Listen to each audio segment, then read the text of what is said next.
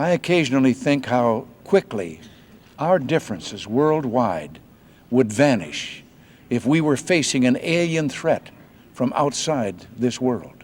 They're out there. We better think of how all the differences among people on Earth would seem small if we felt threatened by a space invader. That's the whole theory of independence. You're right.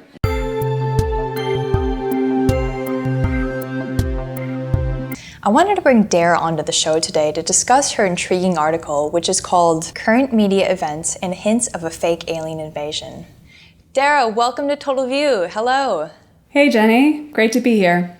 Hints of a fake alien invasion. Dara, what is going on? Give us some examples of some of these hints and what you learned. A couple of the instances that I found, if you go in and you start looking at what's coming up in the news, what's coming up in scientific studies, what's coming up on talk shows where, people are just talking about current events.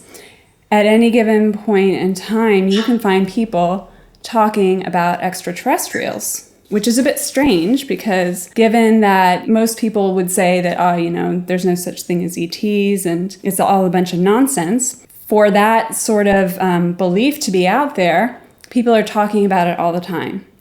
So a couple of examples that I cited in my article were that Bill Clinton appeared on the Jimmy Kimmel Live late night talk show. And then at the end, Jimmy Kimmel asked him about aliens. And Bill Clinton made the comment, this is a former US president here, and he said, I think that the universe is pretty big and, it wouldn't be too unlikely for us to find out someday that we're not alone and that there are other beings out there in the universe.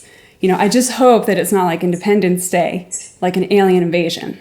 And what makes that even more interesting is that previously there was another US president who commented almost the exact same thing, Ronald Reagan in the 80s, when he was in front of the UN General Assembly.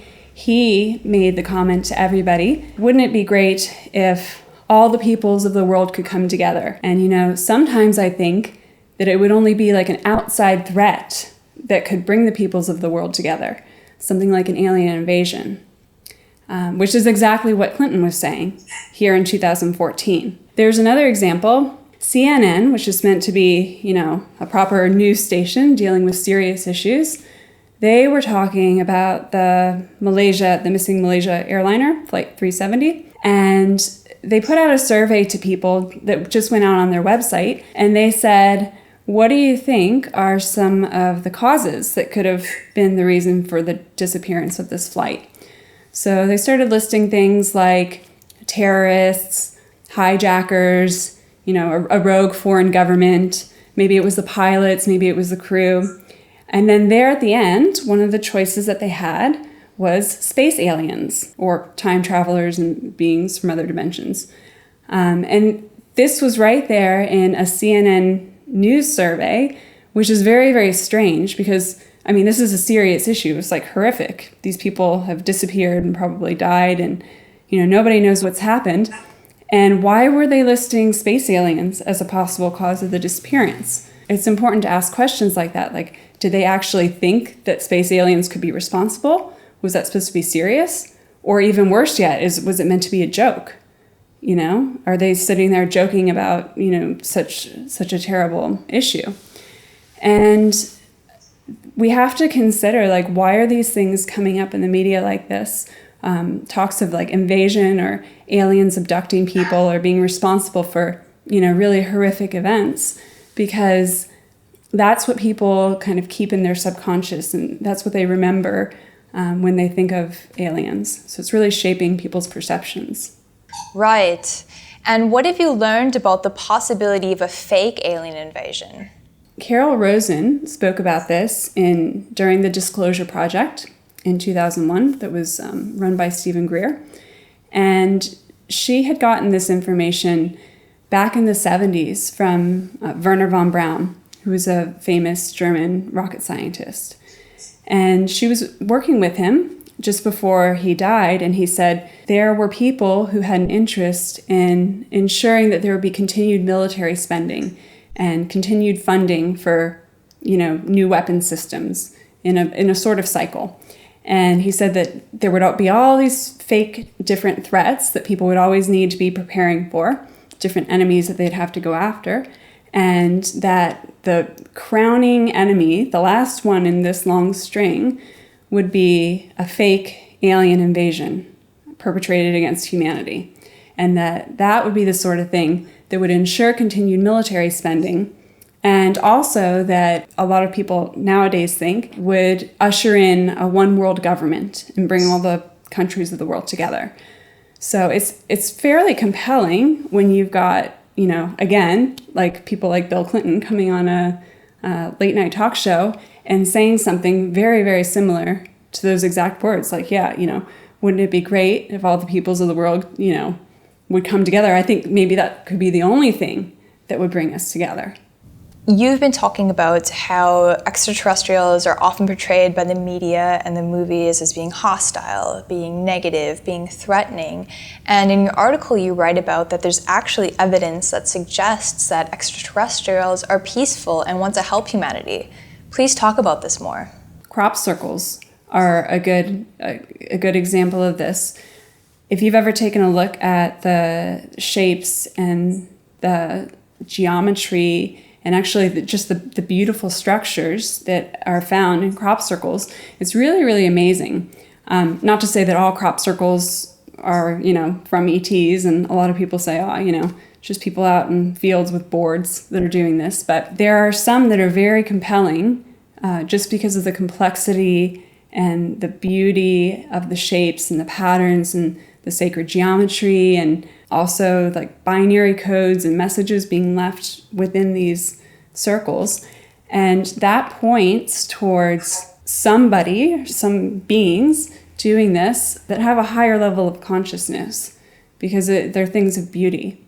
There's other instances, like in the past, there was a friendship case that happened in Italy back in the 50s, and I think it ran through to the 1990s, where a group of people had regular and ongoing contact with a group of extraterrestrials who were very friendly, were very interested in helping humanity.